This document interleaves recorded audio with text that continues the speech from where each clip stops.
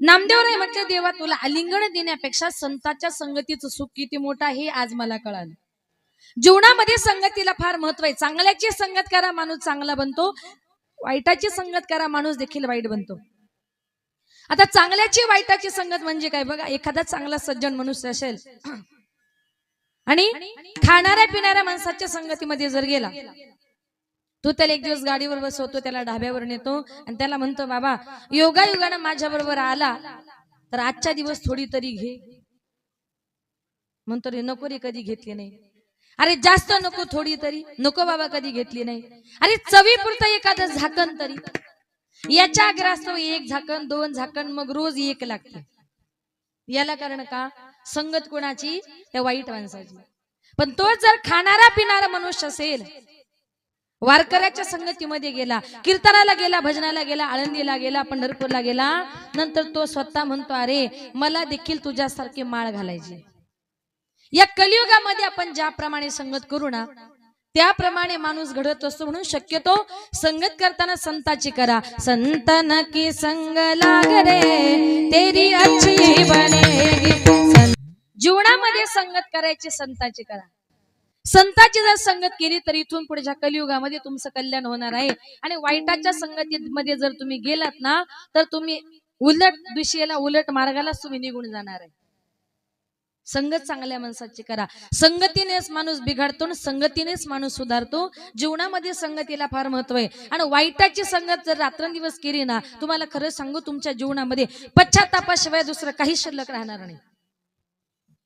एका गावात एका बाईचा नवरा अजिबात संसाराकडे, प्रपंचाकडे लक्ष देत नव्हता. रात्रंदिवस फक्त मित्रांबरोबर फिरणं, पार्ट्या करणं, दारू पिणं, एवढंच काम त्याला. शेवटी ती मुलगी आपल्या आई बापाकडे गेली, सांगितलं, आई बाबा काय मला बघून दिलं, घरामध्ये चांगलं अन्न खायला मिळत नाही, दुधाचा चहा सुद्धा मिळत नाही. बापानं सांगितलं, बाई दिल्या घरी सुखी राहा, जिथं दिलंय तुला तिथं सुखामध्ये राहायचंय. हवं तर मी तुझ्या करता एखादी तुम्हाला बकरी करते का शेळी, दोन्ही करतात ना. हवं तर म्हटली मी तुला तुझ्या करता एखादी शेळी देतो, ही शेळीने दुधाला काम येईल आणि नंतर तुला तिच्यावर उदरनिर्वाह सुद्धा करता येईल. आता ती त्याची बायको ती शेळी घेऊन घरी आली, नवऱ्यानं बघितली. नवऱ्या म्हणतो, काय ग एवढी मोठी शेळी तुझ्या बापाने दिली, देते का पार्टीला? ती म्हटली, माझ्या बापाच्या घरून आणली, पार्टीला नाही. म्हटली दुधा करता आणली, अजिबात तुम्हाला भेटणार नाही. उठला सुटला की रोज तिला म्हणायचं, देते का पार्टीला? तिच्या लक्षामध्ये आलं, माझा नवरा खातो पितो म्हणजे एक दिवस माझी ती शेळी चोरीला जाणार. तिचा इतका त्या शेळीवर जीव होता, ती काय करायची, रात्री झोपताना सुद्धा गोठ्यामध्ये शेळी अशी बांधायची का तिच्या बेडरूम मधून ती दिसली पाहिजे. आणि रात्रभर तिला जाग येईल तेव्हा ती फक्त गोठ्यामध्ये शेळीच बघायची. पण तिच्या नवऱ्यानं ठरवलं, ही रात्रंदिवस शेळीला बघते, मला शेळी काही नेऊ देत नाही. म्हटलं अमावस्येचा दिवस साधायचा आणि अमावस्येच्या दिवशी बायकोनी कितीही जरी खिडकीतून बघितलं तिला दिसणार नाही. रात्रीच्या वेळेला गोठ्यामध्ये जायचं नाही, शेळी चोरून न्यायची. म्हटलं अमावस्येची वाट बघत थांबला. अमावस्येचा दिवस उजाडला. अमावस्येच्या रात्री त्याला वाटलं बायको झोपली की काय, लगेच अंधाऱ्या रात्री गोठ्यामध्ये गेला. त्यानं ती शेळी नेली, तिची पार्टी बिरटी केली. सकाळी उठला, स्नान संध्या झाली आणि गोठ्यामध्ये त्या जनावरांकडे फेरी मारायला गेला. बघतो तर काय, त्या गोठ्यामध्ये शेळी तशीच. बायकोला म्हटलं, काय ग गोठ्यामध्ये शेळी तशीच कशी काय? बायको म्हटली, अहो त्या शेळीचा मरू द्या, पण रात्री तुम्ही 2 वाजता गोठ्यातून आपलं काळं कुत्र कुठं घेऊन गेले होते आणि कुत्र्याचीच पार्टी केली. मग नंतर त्याच्या जीवनामध्ये पश्चातापाशिवाय काही शिल्लक राहिलं का? संत महात्मे म्हणतात, चांगल्या मार्गाने जा, सुसंगती सदा घडो आणि सुजन वाक्य कानी पडो.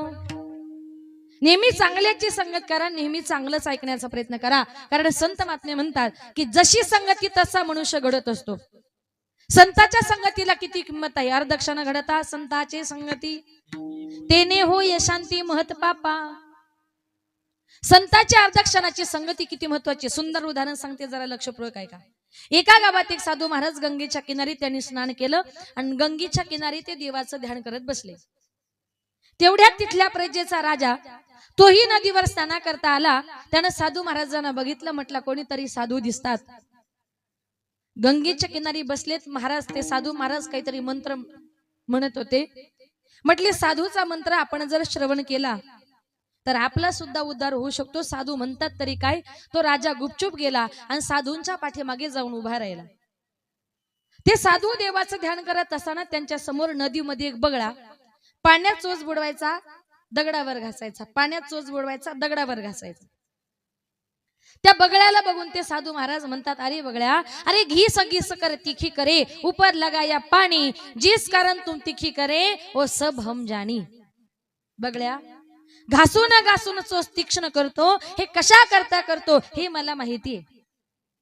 आणि हे साधूचं वाक्य राजाला हिंदी कळत नव्हती. त्याला वाटलं काहीतरी मंत्रच आहे. त्यानं ते डोक्यामध्ये ठेवलं आणि रस्त्यानं चालताना साधूचा मंत्र, संताचा मंत्र म्हणून त्यानं तो मंत्र 24 तास बोलायला सुरुवात केली.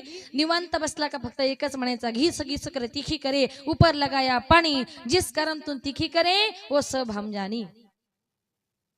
रात्रंदिवस त्या मंत्राचा तो जप करू लागला.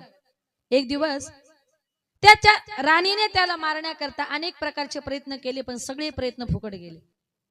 राणीने राज्यातल्या न्हाव्याला सांगितलं, न्हावी दादा, आज तुला काय करायचंय, राजाची दाढी करता करता राजाची मान कापायची. न्हाव्याने सांगितलं, राजाला माहिती पडले तर अगोदर माझीच मान कापेल. तिने सांगितलं, राज्यात जर राहायचं असेल तर तुला राणीचा हुकूम पाळावा लागेल. न्हावी थरथरा कापत कापत राजवाड्यामध्ये आला. राजे साहेबांच्या जवळ गेला आणि सांगितलं, राजे साहेब, राणी साहेबांनी तुमची दाढी करण्याची आज्ञा दिली, कृपा करा जरा खुर्चीमध्ये बसा. राजा त्या खुर्चीमध्ये बसला. सांगितलं होतं का दाढी करता करता मान कापायची. आता दाढी करता करता मान कापायची. पूर्वीच्या काळी न्हावी लोक काय करायचे, वस्त्राला धार लावण्याकरता ते काय करायचे, पाण्यात बुडवायचे, हातावर घासायचे, पाण्यात बुडवायचे, हातावर घासायचे. मग तो न्हावी सुद्धा काय करायचा, वस्त्र पाण्यात बुडवायचा, हातावर घासायचा. त्या न्हाव्याला बघितलं तो राजा म्हणतो, अरे न्हावी दादा, अरे घीस घीस कर तीखी करे, ऊपर लगाया पाणी, जिस कारण तुम तीखी करे वो सब हम जानी. न्हाव्या घासून वस्त्र तीक्ष्ण करतो, हे कशा करता करतो हे 100% मला माहितीये. त्याला काहीच माहिती नव्हतं, फक्त साधूचा मंत्र म्हणून बोलत होता. न्हाव्याला वाटलं आता आपलं काही खरं नाही, राजाला माहिती पडलं. बघू म्हटले दुसरा प्रयत्न करून. पुन्हा त्या न्हाव्यानं काय केलं, वस्त्र पाण्यात बुडवला, हातावर घासला. राजेसाहेब म्हणतो, न्हाव्या, अरे घीस घीस कर तीखी करे, ऊपर लगाया पाणी, जिस कारण तुम तीखी करे वो सब हम जानी. आता काही खरं नाही म्हटला. राजाच्या अगोदर आपली मान कापणार. न्हावी थरथरा कापू लागला. हातातला वस्त्र खाली टाकला, राजाचे पाय धरले, सांगितलं, राजेसाहेब मला माफ करा, याच्यामध्ये माझं काहीच नाहीये, हा सगळा तुमचा राणीचा प्लॅन आहे. राजा म्हटला, आता खरं सांग, मला काहीच माहिती नव्हतं, पण तू माझे पाय धरले, तू म्हटला राणीचा प्लॅन आहे, खरं मला सांग काय झालं. त्यावेळेला न्हाव्याने सांगितलं, राजेसाहेब, तुमच्या राणीची आज्ञा अशी होती का राजे साहेबांची दाढी करता करता मान कापायची, म्हणून मी वस्त्राला धार लावत होतो. दुष्टांत संपला, पुढं त्यांचं काय झालं आपल्याला काहीच करायचं नाही. पण याच्यातून आपल्याला एक घ्यायचंय का त्या दिवशी कदाचित जर राजाने ते साधूचं वाक्य ऐकलं नसतं तर कदाचित त्याच वस्त्रानं राजाची मान कापली गेली असती. पण अर्धक्षण घडता संताचे संगती, तेने होय शांती महत पापा. अर्धक्षणाच्या संगतीमुळे काय झालं, त्या राजाचा सुद्धा उद्धार झाला. म्हणून माझे संत महात्मे या जगामध्ये श्रेष्ठ आहे, त्याला कारण का माझ्या संत महात्म्यांनी त्या देवाच्या नावाचा झेंडा स्वर्ग आणि संत महात्म्यांमुळे तुमचा माझा सुद्धा उद्धार झाला. म्हणून या कलियुगामध्ये संत श्रेष्ठ आहेत. संत का श्रेष्ठ आहेत तर माझे नामदेवराय म्हणतात की संत संगतीचे काय सांगू सुख, आपण पारिखे नाही तिथे पारख म्हणजे ओळख. नामदेवराय म्हणतात, देवा मी तुला ओळखलंच नव्हतं. पंढरीच्या रावळातील एक पांडुरंग परमात्मा एवढीच माझी तुझ्याबद्दल संकुचित कल्पना होती.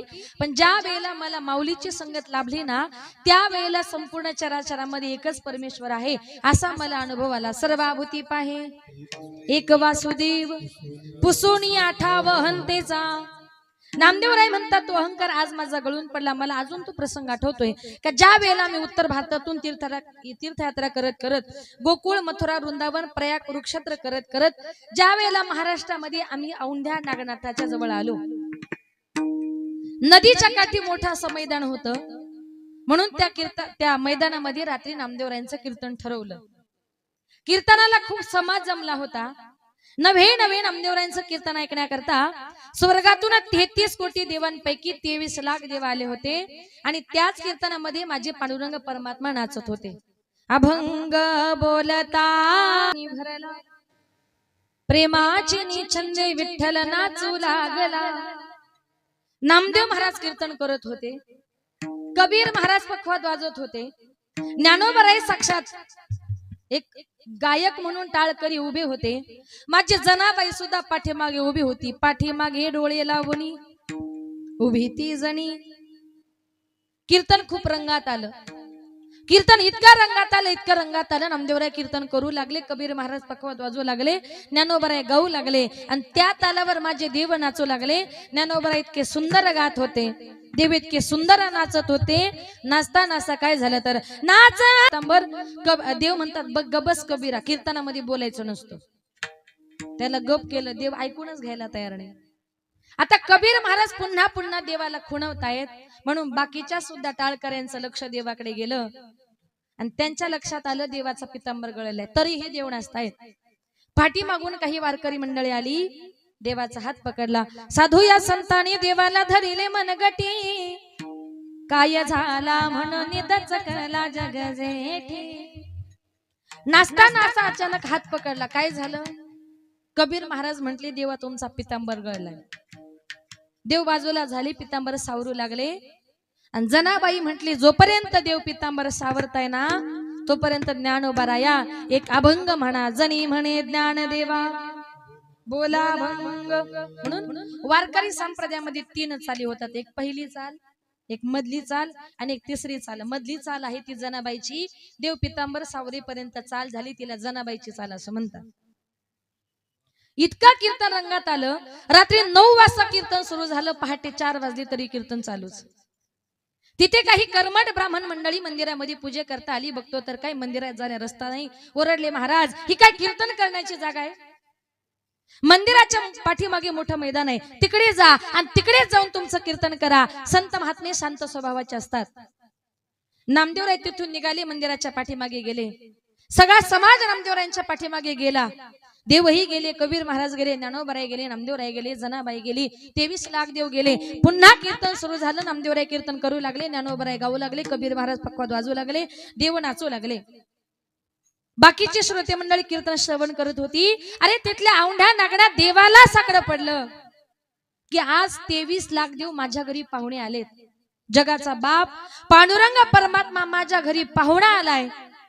इथल्या कर्मठ ब्राह्मणाने त्यांचा अपमान केलाय, त्यांना मंदिराच्या पाठीमागे पाठवलंय. आता मला असं स्वस्त बसून चालणार नाही. अरे त्या औंढ्या नागडा देवानं काय केलं? फिरविले राऊळ जगा माझी ख्याती, नामदेव हाती दूध नामदेव हाती.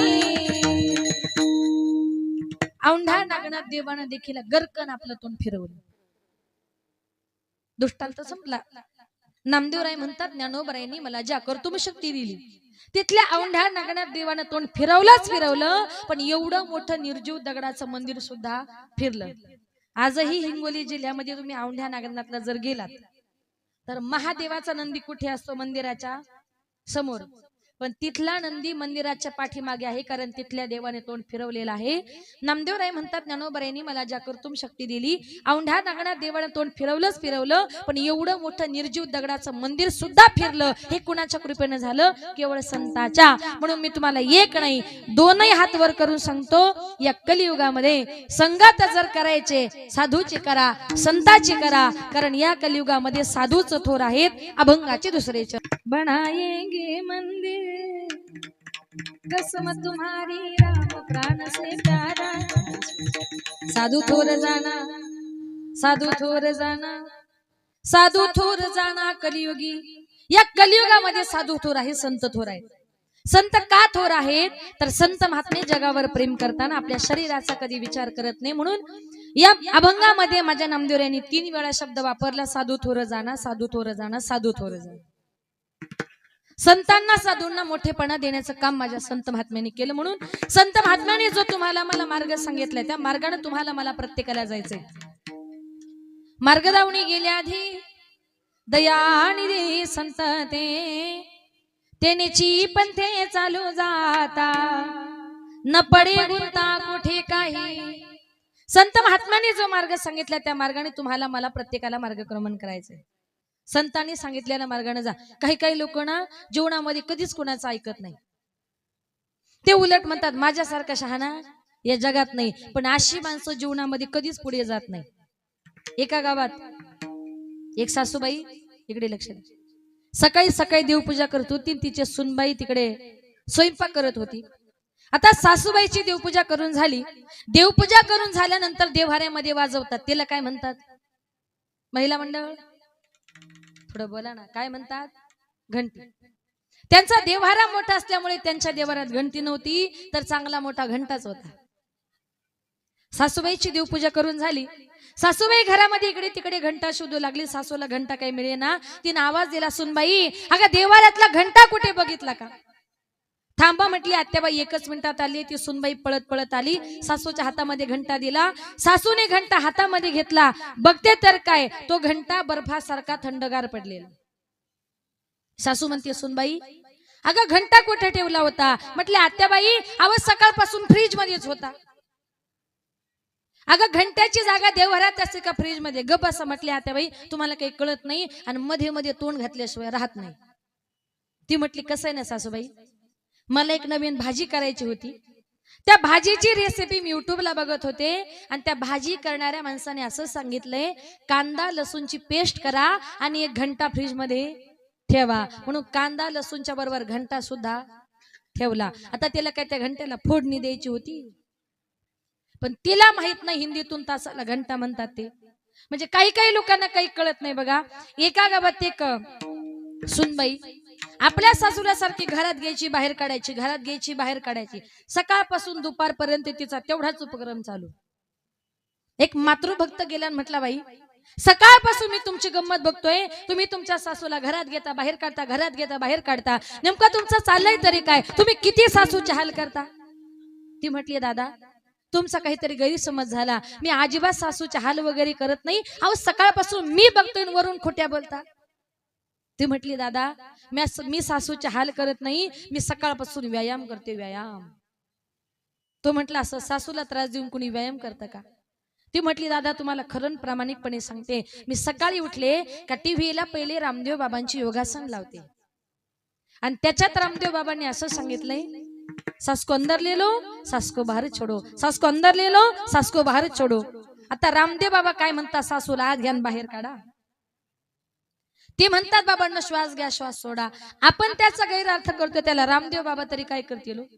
म्हणजे जीवनामध्ये काही काही लोकांना काही कळत नाही आणि ते दुसऱ्याचं ऐकत नाही. अशी माणसं जीवनामध्ये कधीच प्रगती करत नाही. उलट म्हणा मला जे येतं ते खूप कमी येतं.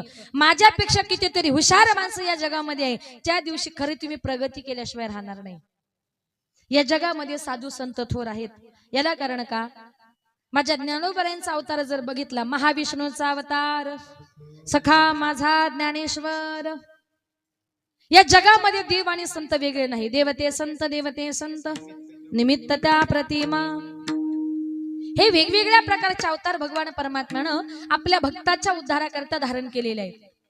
ज्या वेळेला कलियुगामध्ये भगवान महादेवांचा अवतार झाला, त्यावेळेला या कलियुगामध्ये अनेक प्रकारचे राक्षस माजलेले होते आणि त्या राक्षसांचा नायनाट करण्याकरता आमच्या भगवान देवादिदेव महादेवानी संपूर्ण महाराष्ट्राचं कुलदैवत असणाऱ्या श्री खंडोबा देवाचा अवतार घेतला आणि तो देव आपल्या भक्तासमोर कसा आला?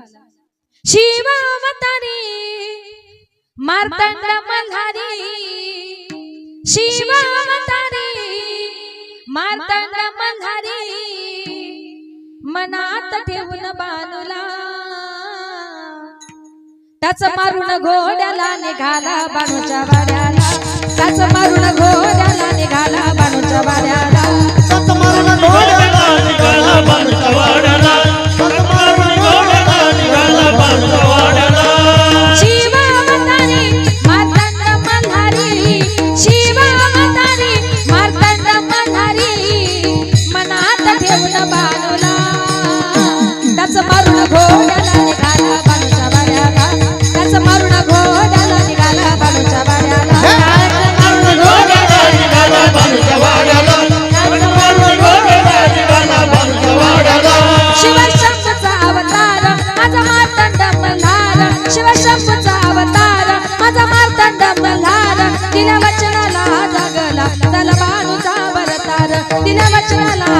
लागला झाला भानुचा अवतार विशाल ईश्वरा सांभाळिले करा विशाल ईश्वरा सांभाळिले करा सुखी ठेव गाव गाड्याला त्याचं मरण घोड्याला निघाला बागेच्या वाड्याला त्याचं मरण घोड्याला निघाला बागेच्या वाड्याला त्याचं मरण घोड्याला निघाला बागेच्या वाड्याला त्याचं मरण घोड्याला निघाला बागेच्या वाड्याला जय देव जय देव जय देव जय देव जय देव जय शिव मार्तंडा आदि मायेचा मल्हारी तुझी प्रचंडा जय देव जय देव जय देव जय देव जय देव जय शिव मार्तंडा आदि मायेचा मल्हारी तुझी प्रचंडा जय देव जय देव जय देव जय देव जय देव जय शिव मार्तंडा आदि मायेचा मल्हारी तुझी प्रचंडा आगड धुम नगारा सोन्याची जेजुरी देव गेले जेजुरा निरा घोडा आगड धुम नगारा सोन्याची जेजुरी देव गेले जेजुरा निरा घोडा पाहुले तोडा कमरी करकटा कटीर मस्तकी तुरा गोबऱ्याचा कुटका भंडाऱ्याचा भडका बोल अहंकारा सदानंदाचा येळ कोण सदानंदाचा येळ कोण जय देव जय देव जय देव जय देव जय देव जय शिव मार्तंडा आदि मायेचा मल्हारी तुझी प्रचंडा जय देव जय देव जय देव जय देव जय देव जय शिव मार्तंडा आदि मायेचा मल्हारी तुझी प्रचंडा या गो सदानंदाचा खंडोबाच्या नावानं चांगल वाटलं थोडं गोंधळ केल्यासारखं अजून म्हटले असते पण नको एखादीच्या पटकन अंगात यायचं नाही बायकांच्या लगेच सांगत येते एका गावात असंच लोक म्हटली ताई अजून म्हणा मी म्हणायला लागली तिकडून अशी जगदंबा धावत आली येऊन झाली स्टेज जवळ माझ्या जवळच उड्या मारायला लागली म्हटलं मावशी थांबा कीर्तन उद्या ती म्हणायची आता काय करावं सगळं कीर्तन डिस्टर्ब व्हायला लागलं त्या मावशीच्या कमरेला होती पैशांची पिशवी मी घेतली काढून मावशी लागली उड्या मारायला माझी पिशवी हातात दिली तेव्हा मावशी गपकन खाली जाऊन बसली म्हणून म्हणायला भीती वाटते भगवान परमात्मा आपल्या भक्ताच्या उद्धारा करता वेगवेगळ्या रूपाने या जगामध्ये यायला तयार आहे या जगामध्ये खरा संत कुणाला म्हणतात त्याची संत त्याची संत त्याची संत त्याची संत त्याची संत त्याची संत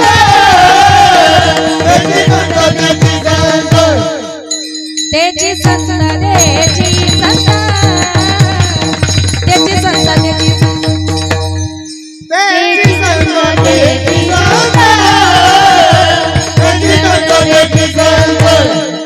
ज्यांचा हे विठ्ठले ज्यांचा हे विठ्ठले ओ नेनती काही डाडोना नेनती काही डाडोना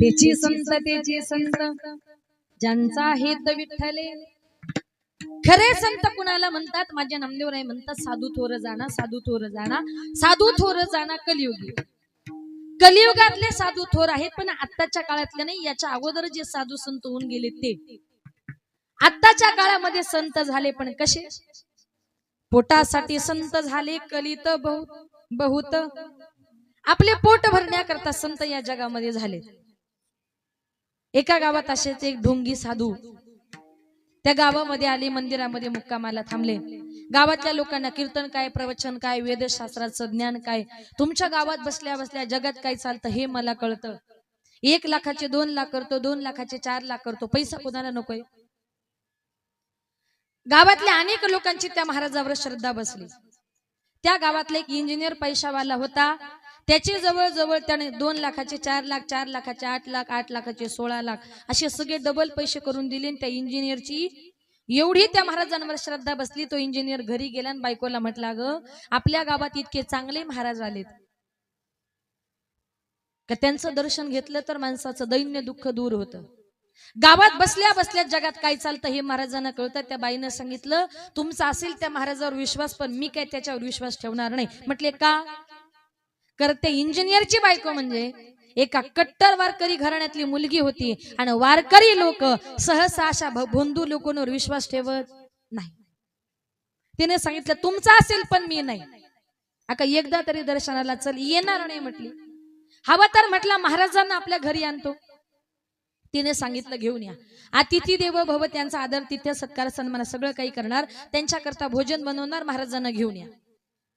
इंजिनियर गेला. महाराजांना गावातल्या काही लोकांना भोजनाचं आमंत्रण दिलं. संध्याकाळी महाराज आले. अनेक ग्रामस्थ मंडळी आली. त्या बाईनं ठरवलं महाराजांना गावात बसल्या बसल्या जगात काय कळतं हे जर कळतं, आज जेवताना महाराजांची परीक्षा घ्यायची. तिनं ठरवलं, कारण वारकऱ्याची मुलगी होती. परीक्षा घ्यायची. तिनं काय केलं, सुंदर असं पाची पकवाडण्याचं भोजन तयार केलं. त्या भोजनामध्ये तिनं काय केलं, तिने ठरवलं त्या स्वयंपाकामध्ये तिने भजे काढले आणि ताट वाढताना सगळ्यांच्या ताटामध्ये भजे वाढले, पण महाराजांच्या ताटामध्ये भजे वाढताना भजे असे भाताच्या खाली लपून ठेवले. काय केले, भजे भाताच्या खाली लपून ठेवले. महाराजांना इथे बसल्या बसल्या जगातलं जर दिसतं तर भाताखालचे भजे जर दिसले तर साधू खरा त्याच्या पाया पडणार, आणि नाही दिसले तर म्हटले अपमानच करणार. आता महाराज मंडळी आली, गावातली लोक आली, चहा पाणी नाश्ता वगैरे झाला. सगळेजण जेवण करायला बसले. प्रत्येकाला ताट वाढण्यात आले. ताट वाढल्याबरोबर महाराजांनी श्लोक म्हणाला, वदनी कवळ घेता नाम घ्या श्री हरीचे, सजावण होते नाम घेता फुकाचे. ताटाभोवती पाणी फिरवलं, हात जोडले. हात जोडल्या बरोबर महाराजांनी डोळे मिटले आणि जोरात महाराज म्हटले, हाड हाड हाड हाड हाड. इंजिनियर आजूबाजूला बघितलं. इंजिनियर म्हणतो, महाराज आजूबाजूला कुठं कुत्रे नाही, काही नाही, हाड हाड कुणाला म्हणाला. म्हटलं कसं आहे ना, ज्या वेळेला मी डोळे झाकले त्या वेळेला मला असं समजलं का पंढरपूरच्या रावळामध्ये कुत्रे शिरलेत आणि ते कुत्रे मी तुमच्या घरामध्ये बसल्या बसल्या हाकलले. बाई म्हटली आता खरी परीक्षा आहे. महाराज जेवायला बसले. इंजिनियरचं लक्ष प्रत्येकाच्या ताटाकडे गेलं. गावकऱ्यांच्या सगळ्यांच्या ताटामध्ये भजे होते, पण महाराजांच्या ताटामध्ये भजे होते. कुठे होते, भाताच्या खाली. इंजिनियरला दिसले का, नाही. तो म्हटला काय ग, साधू महाराजांकरता भोजन केलंस, सगळ्या गावाला भजे वाढले, महाराजांना भजे दिले नाही, मुद्दाम केलंस, महाराजांचा अपमान केलास, रागाच्या वरात उठला, बायकोला मारणार. साधू महाराज म्हटले, थांबा साहेब. एवढ्या पाहुण्यांच्या गडबडीत बाई जरा भजे द्यायला विसरले असेल. म्हटल्या, ताई असं करा, मला जरा दुसरी भजे द्या. ती बाई म्हटली, थांबा महाराज, जगाला फसवू शकता पण आमच्या वारकऱ्यांना नाही. इथं बसल्या बसल्या जर तुम्हाला पंढरपूरच्या रावळातले कुत्रे जर दिसले तर भाताकालचे भजेच कसे दिसले नाही. याला म्हणतात खोटा साधू. म्हणजे आताच्या काळामध्ये साधू झाले ते असे, ऐसे कैसे झाले बंधू, कर्म करुणी म्हणती साधू, अंगाला वणिया राख, डोळे झाकुणी करीती पाप. खरा संत कुणाला म्हणतात, जे देवाशिवाय दुसरे काही बोलत नाही. आपल्याला देखील आपला उद्धार जर करायचा असेल ना तर काय करावं लागेल, ठाईचं बाई सोनी कराय चित, कराय चित, ठाईचं बाई सोनी कराय ठाईचं बाई सोनी कराय चित, ठाईचं बाई सोनी कराय चित, कराय चित, ठाईचं बाई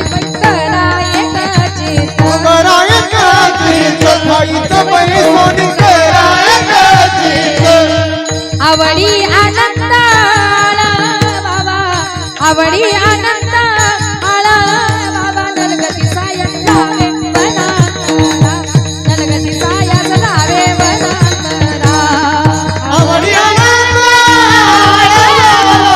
आवडी आनंद नलगती साया लावे बना.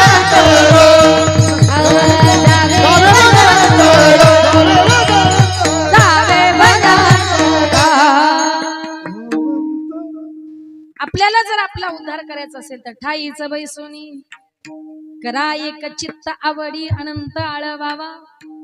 घरामध्ये एका जागी बसायचं, मनापासून त्या देवाचं चिंतन करायचं, संताचं चिंतन करायचं. म्हणून साधू थोर आहे. साधकाने नामदेवरायांना प्रश्न केला. नामदेवराय कीर्तन सुरू झाल्यापासून ऐकतोय संत श्रेष्ठ संत श्रेष्ठ. संत नेमकी कुणासारखे श्रेष्ठ आहे? संत आमचा अंगीकार करतील का? संत आम्हाला जवळ घेतील का? नामदेवराय म्हणतात संत इतरांच्या कल्याणाचा विचार करतातच करतात, पण ज्यांनी त्यांना त्रास दिला, ज्यांनी त्यांचा छळ केला, त्यांच्या कल्याणाचा विचार देखील त्या आईच्याच मायेनं करतात. म्हणून तर संपूर्ण जग आजही माझ्या ज्ञानोबरायांना माऊली या नावानं ओळखतं. संन्यासाची मुलं म्हणून त्यांचा किती छळ केला म्हणून सांगू. तो प्रसंग आठवला तर अंगावर शहारे येतात, डोळे अश्रूंनी भरतात. ज्यांच्या ओठावरचे दूध वाळले ना वाळले तोच त्यांच्या माता पित्यांना देहांताची शिक्षा दिली. त्यांच्या झोळीमध्ये शेल्या भाकरीचे तुकडे टाकले नाहीत, परंतु शेण आणि दगड टाकले. स्वतःच्या घरातून तांब्याभर पाणी दिलं नाही, इंद्रायणी देखील पाणी भरू दिलं नाही. मांडे भाजण्याकरता भांड दिलं नाही, पण कुंभारानं दिलेलं खापर हिसकावून घेऊन ते मुक्ताईच्या तोंडावर गाल सुजीपर्यंत मारलं. इतका हा आळंदीकरण दिलेला त्रास माझ्या ज्ञानोबरायांनी एका अभंगात एकाही ओवीमध्ये व्यक्त केला नाही. उलट जगाच्या कल्याणाची भीक मागितली आणि काय सांगितलं? जे खळांची व्यंकटी सांडो तया सत्कर्मी रती वाढो, भूता परस्परे पडो मैत्र जीवांचे. खळ म्हणजे वाईट. ज्यांनी ज्यांनी माझं वाईट केलं ना, अशा सगळ्या वाईटांचं चांगलं हो. संत महात्मे विश्वावर दया करताना आपल्या शरीराचा कधी विचार करत नाही. अभंगाचे तिसरे इहलोक तुझी सर्व बुद्धी सम, इहलोक तुझी सर्व बुद्धी सम, इहलोक तुझी सर्व बुद्धी सम, इहलोक तुझी सर्व बुद्धी सम, इहलोक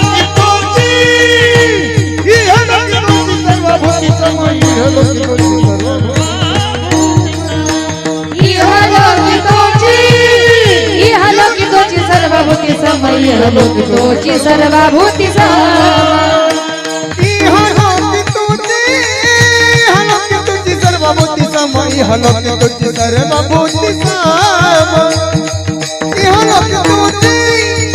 इहलोक तुझी सर्वभूती सम, इहलोक तुझी सर्वभूती सम,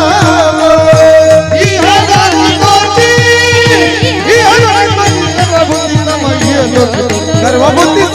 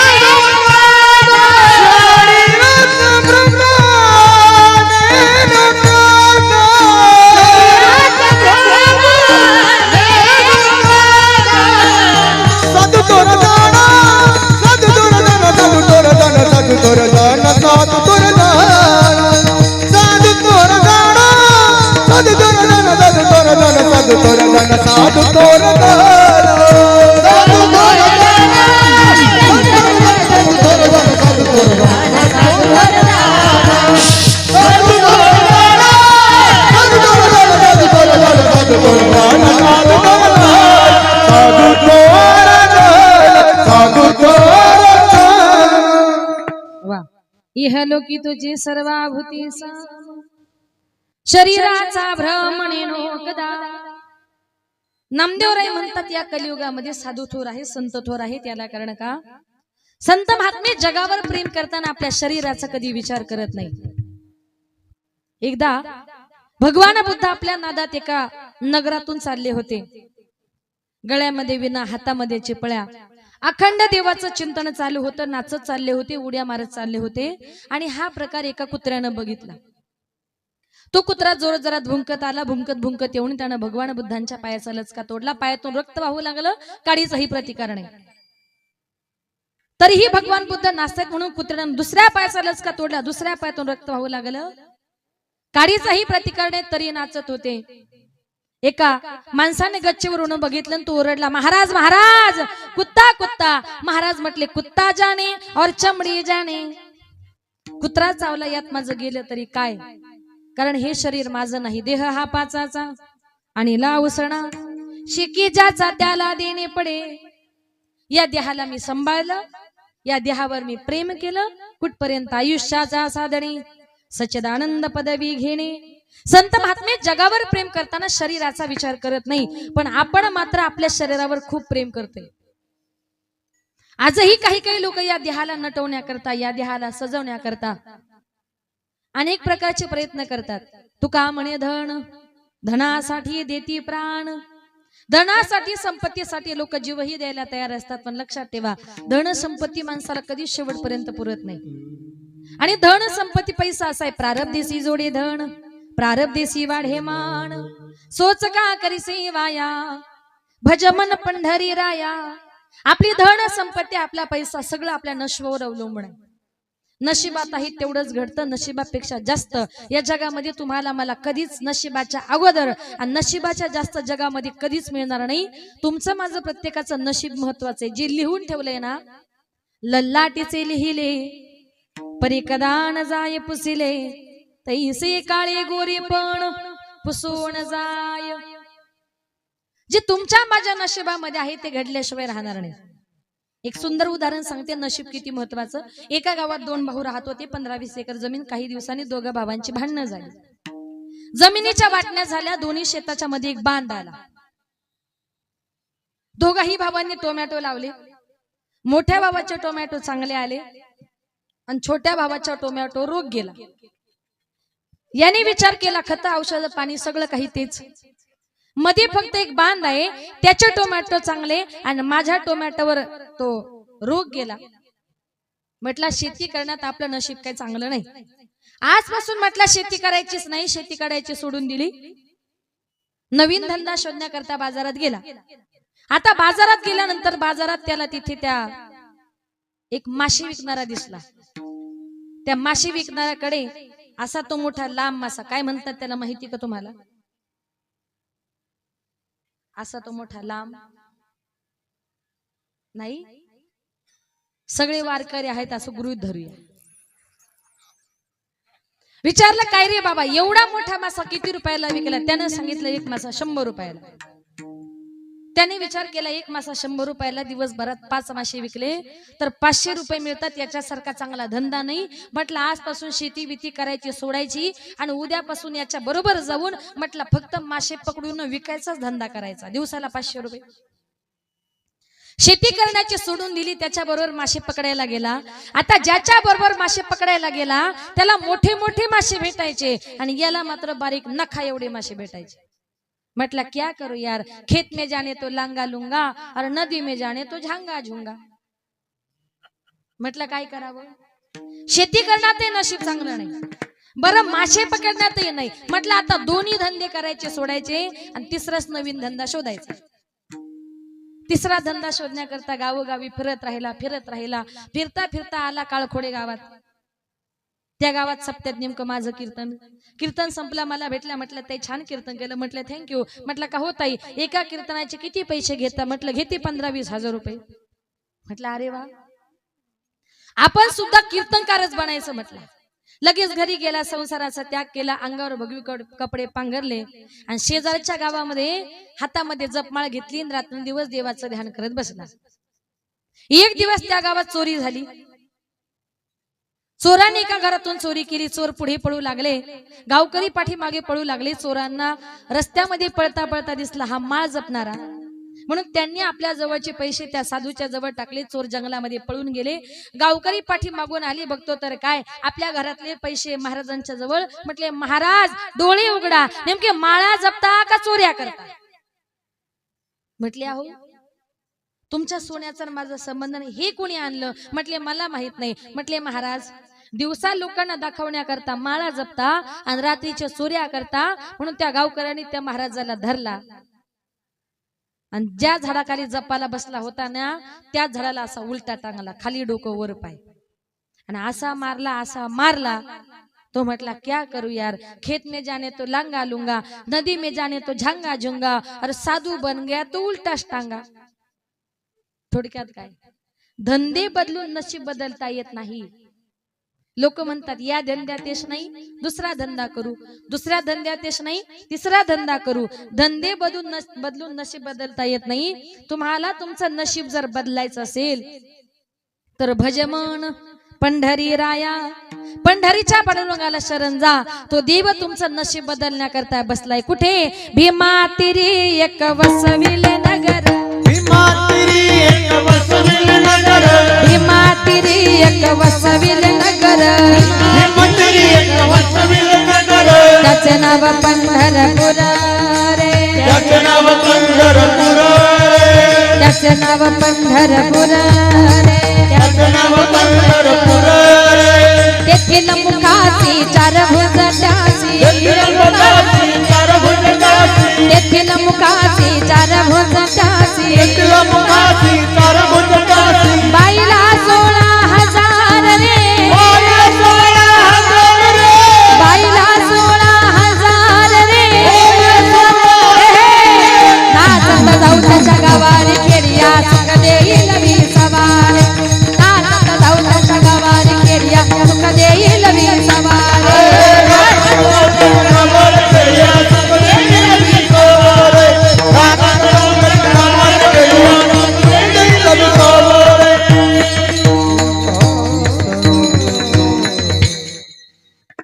संत बातमी म्हणतात काय?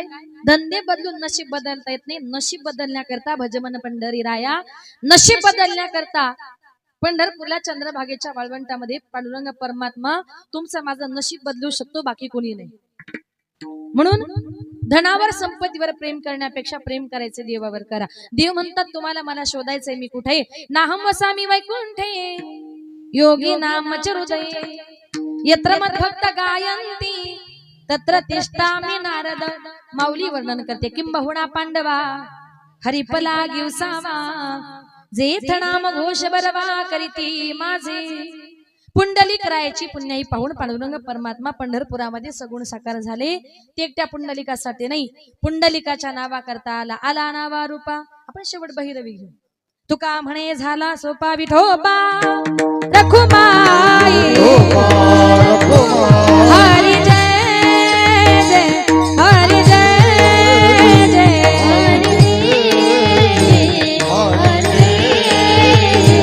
हरी जय जय, हरी जय जय,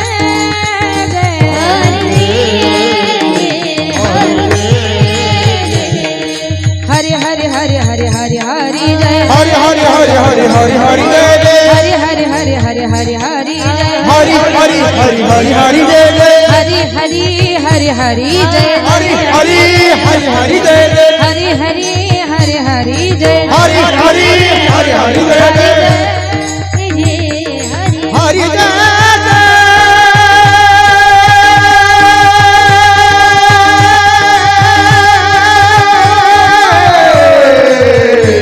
विठो परकुमाई जय जय, विठो परकुमाई,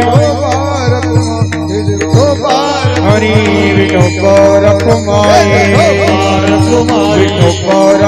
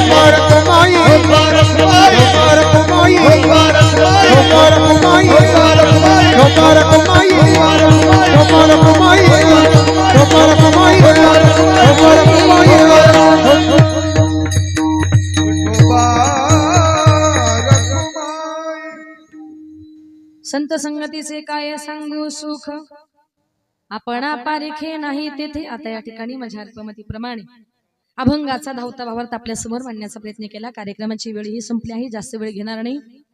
शेवटची 5 मिनिटांमध्ये ज्या छत्रपती शिवाजी राजांनी हर हर महादेवा गर्जना करत उभा महाराष्ट्र घडवला, आल्याबरोबर पहिलं पूजन झालं ते राजांच्या प्रतिमेचं, मग कीर्तनाला सुरुवात. ज्या छत्रपती शिवाजी राजांनी हर हर महादेवा गर्जना करत उभा महाराष्ट्र घडवला, त्या राजांचं गुणगान आपण केलं पाहिजे. माझं असं एकही कीर्तन नाही का राजांचं नाव घेतल्याशिवाय मी कीर्तन संपत नाही. एका माणसानं मला कीर्तन संपल्यानंतर प्रश्न विचारला, ताई तुम्ही राजे राजे म्हणता, तुमचे राजे नेमके होते तरी कोण? देव होते का? तर नीट ऐका, छत्रपती शिवाजी राजे नेमके होते तरी कोण? विजय सारखी तलवार चालून गेला, विजय सारखी तलवार चालून गेला, निदड्या छातीने हिंदुस्तान हलवून गेला, मुठभर मावळ्यांना बरोबर घेऊन हजारो सैतानांना नडून गेला, आणि स्वर्गामध्ये गेल्यानंतर 33 कोटी देवांनी ज्याला वाकून मुजरा करावा ना, असा एकाच मर्द मराठा माझा शिवबा होऊन गेला, शिवबा होऊन गेला, शिवबा होऊन गेला. हर हर महादेव, हर हर महादेव. अजून एक हर हर महादेव. गिरीशी खरी किरीटा परी लहरी भगवा ध्वजा, गिरीशी खरी किरीटा परी लहरी भगवा ध्वजा, उगवला तारा तिमिरा हरा करदा शिवाजी राजा, उगवला तारा तिमिरा हरा करदा शिवाजी राजा, उगवला तारा तिमिरा हरा करदा शिवाजी राजा, उगवला तारा तिमिरा हरा करदा शिवाजी राजा. गिरीशी खरी किरीटा परी लहरी भगवा ध्वजा, गिरीशी खरी किरीटा परी लहरी भगवा ध्वजा, उगवला तारा तिमिरा हरा करदा शिवाजी राजा, उगवला तारा तिमिरा हरा करदा शिवाजी राजा, उगवला तारा तिमिरा हरा करदा शिवाजी राजा, उगवला तारा तिमिरा हरा करदा शिवाजी राजा. युगा युगाचा गडगंधाला यवनाचा करी करी सरदारा, यवनाचा करी करी सरदारा, यवनाचा करी करी सरदारा, युगा युगाचा गडगंधाला यवनाचा करी करी सरदारा, यवनाचा करी करी सरदारा, यवनाचा करी करी सरदारा. मराठा मर्दा होऊन कुरदा, मराठा मर्दा होऊन कुरदा, छाटायला शत्रूच्या भुजा, हो छाटायला शत्रूच्या भुजा, उगवला तारा तिमिरा हरा करदा शिवाजी राजा, उगवला तारा तिमिरा हरा करदा शिवाजी राजा, उगवला तारा तिमिरा हरा करदा शिवाजी राजा, उगवला तारा तिमिरा हरा करदा शिवाजी राजा. तळपे हाती नंगी तलवार ववनी राणा कृष्णेवर स्वार, भोवनी राणा कृष्णवर स्वार, भोवनी राणा कृष्णवर स्वार, तळपे हाती नंगी तलवार ववनी राणा कृष्णेवर स्वार, भोवनी राणा कृष्णवर स्वार, भोवनी राणा कृष्णवर स्वार. हर हर करी तारी गपारी, हर हर करी तारी गपारी, उधाला राजाच्या फौजा, हो उधाला राजाच्या फौजा, उगवला तारा तिमिरा हरा करदा शिवाजी राजा, उगवला तारा तिमिरा हरा करदा शिवाजी राजा, उगवला तारा तिमिरा हरा करदा शिवाजी राजा, उगवला तारा तिमिरा हरा करदा शिवाजी राजा. भवानी आईचा कृपा वरद, भवानी आईचा कृपा वरद, निर्दयी खानाचा करुणी वरद, निर्दयी खानाचा करुणी वरद, निर्दयी खानाचा करुणी वरद, भवानी आईचा कृपा वरद, भवानी आईचा कृपा वरद, निर्दयी खानाचा करुणी वरद, निर्दयी खानाचा करुणी वरद, निर्दयी खानाचा करुणी वरद. कापून यवना कार्याती दैना, कापून यवना कार्याती दैना, मातीत मिळवल्या पैसा, हो मातीत मिळवल्या पैसा,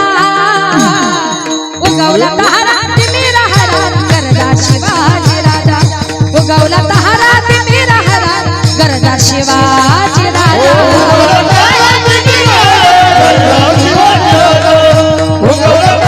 क्षत्रिय कुलावतांचं सिंहासनाधीश्वर राजाधिराज कीर्तिवंत छत्रपती शिवाजी महाराज की छत्रपती शिवाजी महाराज की हर हर हर हर पवनपुत्र हनुमान की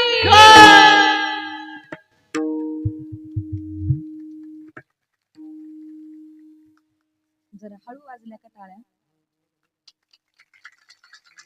असं आज या ठिकाणी आपल्या या श्री क्षेत्र काळखोडे गावामध्ये आयोजित भव्य दिव्य अखंड हरिनाम सप्ताह तथा ग्रंथराज ज्ञानेश्वरी पारायण सोहळा सप्ताहाचं हे 46वें वर्ष आहे। या वर्षामध्ये पदार्पण करत असताना वैकुंठवासी हरिभक्त पारायण सकाराम महाराज वैकुंठवासी हरिभक्त पारायण प्रल्हाद महाराज यांच्या कृपा आशीर्वाद आणि हरिभक्त पारायण रामेश्वर महाराज तिजारे समस्त भजनी मंडळी गावकरी मंडळी ग्रामस्थ मंडळी यांच्या वतीनं आज या ठिकाणी ही कीर्तनरूपी सेवा हा सप्ताह अतिशय भव्य दिव्य स्वरूपामध्ये मोठ्या आनंदाच्या मोठ्या उत्साहाच्या वातावरणामध्ये हा कार्यक्रम चालू आहे। या सप्ताहातील आजची दुसऱ्या दिवसाची कीर्तनरूपी सेवा ग्रामस्थांच्या विनंतीला मान देऊन भजनी मंडळाच्या विनंतीला मान देऊन गावातील सरपंच उपसरपंच असतील पाटील असतील या मंडळाचे अध्यक्ष शिवाजी भाऊ शेणके त्यांच्या कॉन्टॅक्टच्या माध्यमातून आज या ठिकाणी इथे येण्याचा योग आला आणि समस्त ग्रामस्थांचं या ठिकाणी मनपूर्वक आभार। ज्यांनी त्यांचं नाव वेगळं आहे का तुमचं? हा बरोबर, तुम्ही अण्णा शेळके का? बरोबर, तुमचं या ठिकाणी मनपूर्वक आभार। आणि आज या ठिकाणी जो काही येण्याचा योग आला अतिशय गोड असं सप्ताहाचं नियोजन आहे। या कार्यक्रमामध्ये ज्यांनी गोड अशी मृदुंगाची सेवा दिली ते मृदुंग विशारद हरिभक्त परायण चंदू महाराज बागल आळंदी देवाची। खरंच आपण जर बघितलं इतका गोड मृदुंग वाजवला, इतका गोड का बोलण्याकरता शब्दच नाही, त्यांच्याकरता फक्त जोरदार टाळ्या वाजवा। खूप गोड सुंदर वातावरण तसं पाहिलं तर थंड आहे, आपल्याला थंडी लागत असेल कदाचित, पण त्यांच्या अंगातून घाम निघत होता। घामाचा पैसा आहे हो, लोक म्हणतात काय महाराज लोक पैसे घेतात नाही का। अतिशय गोड सेवा दिली महाराजांचं या ठिकाणी मनपूर्वक आभार। ज्यांनी गोड असं गायनाचं काम केलं ते आदरणीय हरिभक्त परायण गायनाचार्य ऋषिकेश महाराज नवले आळंदी देवाची। अतिशय गोड असं गायन केलं, आपल्या सर्वांना मंत्रमुग्ध केलं। महाराजांचं एकदा टाळ्या वाजवून स्वागत करा। खूप गोड विसापूरचे आदरणीय हरिभक्त परायण जालिंदर महाराज यांनी अतिशय गोड असं गायन केलं आणि या परिसरामध्ये बऱ्याच वेळा महाराजांचा नामचा संपर्क झालेला आहे। बऱ्याच कीर्तनात महाराज गायना करता होते, त्यांचंही जरा टाळ्या वाजवून स्वागत करूया। इकडे आदरणीय हरिभक्त परायण काय नाव अविनाश महाराज अतिशय गोड चाल म्हटली, त्यांचे आभार। माझी विद्यार्थिनी युवा कीर्तनकार भूमी पाटील भिवंडीला माझी मुलींची वारकरी शिक्षण संस्था आहे, हिच्यासारख्या 20-22 विद्यार्थिनी संस्थेमध्ये शिक्षण घेतात। त्याच्यातलीच एक विद्यार्थिनी या ठिकाणी आली, गोड गायन केलं, तिचंही या ठिकाणी मनपूर्वक आभार जरा। आणि बाकीचे हे सगळी टाळकरी मंडळी वारकरी मंडळी पाठीमागे ही टाळकरी जर बघितले सगळे तरुण तडफदार कार्यकर्ते आहेत, सप्ताहाचे आहेत आणि टाळही त्यांनी घेतला। भविष्यातले चांगले टाळकरी नाही का गायक वादक असतील, आज टाळ घेतलेत नाही का, म्हणून आणि वारकरी संप्रदायाला खरी आज या तरुणांची गरज आहे। त्यांचंही मनपूर्वक आभार। लहान लहान मुलं आहेत, धन्य माता पिता तयाची या सगळ्या मुलांचा सगळ्या टाळकऱ्यांचा आभार। चोपदारांचं या ठिकाणी मनपूर्वक 2 चोपदार आहेत नाही का पुरुष, त्यांचंही या ठिकाणी मनपूर्वक आभार। आज महिला कीर्तन असल्यामुळे 2 महिला चोपदार या ठिकाणी उभ्या आहेत, खूप गोड बर का। आणि दोघींचं या ठिकाणी मनपूर्वक आभार, दोघी ताईंचा आभार मानते। विनेकरी महाराजांनी गोड सेवा दिली, महाराजांचं या ठिकाणी मनपूर्वक आभार। आमचा आवाज तुमच्यापर्यंत ज्याने सुंदर गोड पोचवला, सिस्टीमवाले भाऊ गोड सिस्टीम दिली, त्यांचंही या ठिकाणी मनपूर्वक आभार। परवाच कोपरगाव तालुक्यामध्ये बहादराबादला माझं कीर्तन झालं. तिथेही त्यांची सिस्टीम होती, गोड सिस्टीम देतात. भाऊंचंही या ठिकाणी मनपूर्वक आभार. तुम्ही सगळा श्रोतवर्ग, माझ्या सगळ्या माता भगिनी, तुम्ही सगळे पुरुष वर्ग, तरुण मंडळी, आजूबाजूच्या गावातील अनेक मंडळी, आपण सर्वजण या कार्यक्रमाला उपस्थित झालात. कार्यक्रमाची शोभा वाढवली. आपल्या सर्वांचं या ठिकाणी मनपूर्वक मी आभार मानते.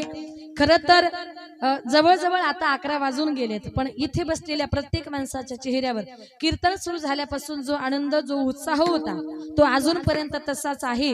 आणि तुमच्याकडे बघून असं वाटतं का अजून जरी 2 तास कीर्तन केलं तरी कोणालाही झोप लागणार? करायचं का मग? आहे तयारी? पुढच्या वर्षी असो. आनंद वाटला. खूप गोड असं वातावरण आहे. समोर बसलेली माझ्या वारकरी संप्रदायातील सगळी वारकरी मंडळी, महाराज मंडळी, माळकरी मंडळी, तुम्ही सर्वजण माझ्यापेक्षा वयानं, ज्ञानानं सर्वजण मोठे आहात. तुमच्या सर्वांचं या ठिकाणी मनपूर्वक मी आभार मानते. माझे पती श्री प्रकाश पांडुरंग पाटील, ते देखील या ठिकाणी उपस्थित आहेत. त्यांची साथ आहे, इथपर्यंत आले. माझ्या मिस्टरांची साथ, तुमच्यासारख्या सगळ्या वारकरी मंडळाचे आशीर्वाद, असेच प्रेम, असेच आशीर्वाद तुमचं पाठीशी असू द्या. अजूनही समाजामध्ये नाव कमवण्याचा प्रयत्न करेल. आल्याबरोबर ज्यांच्या घरी गोड असा भोजनाचा आस्वाद घेतला, त्यांचं नाव अशोक भाऊ बैरागी, त्यांच्या घरी गोड असं सगळ्या वारकऱ्यांकरता भोजन केलं होतं. त्यांचं या ठिकाणी मनपूर्वक आभार. त्यांचं नाव जाता घेतलं याला कारण का ते म्हणतील ताई आमच्या गावात आल्या, सगळ्या गावाचे नाव घेतली, आमचंच खाल्लं ना आमचंच नाव नाही घेतलं, असं नको व्हायला. म्हणून ज्याची खावी पोळी त्याची वाजवावी टाळी. त्यांचं या ठिकाणी मनपूर्वक मी आभार मानते.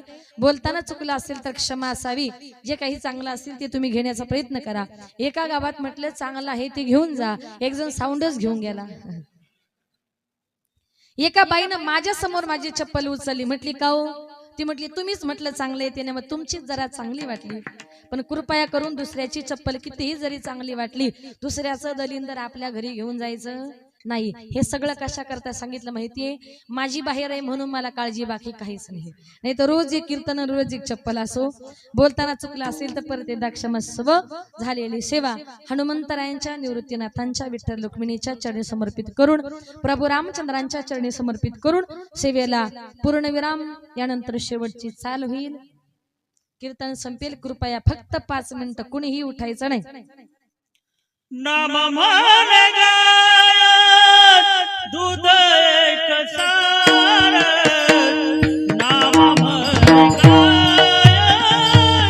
दूध एक सार, नाम म्हण गाय दूध एक सार, नाम म्हण गाय दूध एक सार, नाम मन गाय दूध एक तार,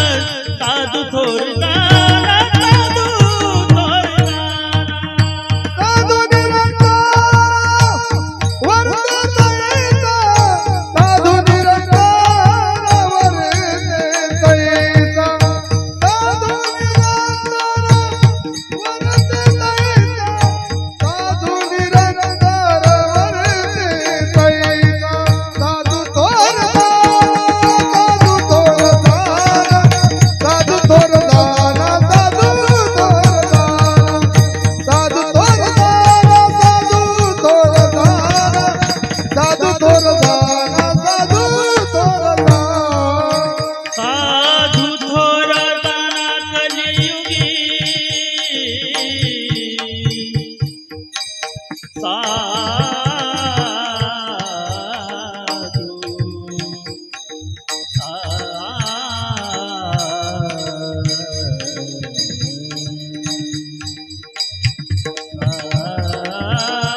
थोर राणा कलियुगी साधू थोर राणा कलियुगी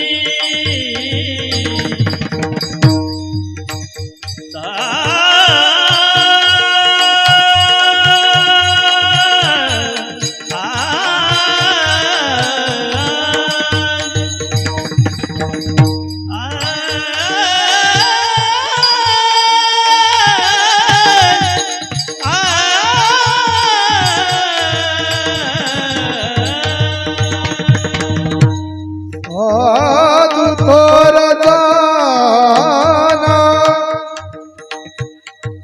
साधू थोर जाना साधू थोर जाना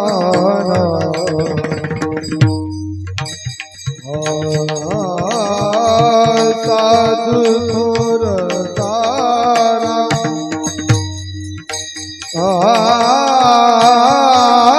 साधु थोर जाना